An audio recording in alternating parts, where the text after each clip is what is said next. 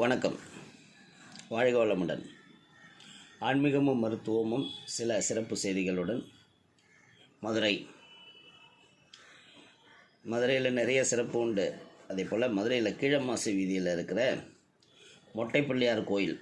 ஏன் இந்த மாதிரி ஒரு பேருன்னு பார்த்தோம்னா, இங்கே உள்ள பிள்ளையாருக்கு தலை இல்லைன்னு சொல்கிறாங்க. கீழமாசி வீதியில் இருக்கிற வணிகர்கள், அதாவது பிஸ்னஸ் பீப்புள், அவங்க கடையை திறக்கிறதுக்கு முன்னாடி டெய்லி இந்த கோயிலுக்கு வந்து அவங்களோட கடையோட சாவியை அங்கே வச்சு கும்பிட்டுட்டு பின்னரே எடுத்து சென்று கடையை திறந்து வியாபாரம் பார்க்குறாங்க. இது ஒரு மரபாகவே வச்சு வழிபட்டுக்கிட்டு இருக்கிறாங்க. அதை சாவியை வைத்து வழிபடுவது காலையில்.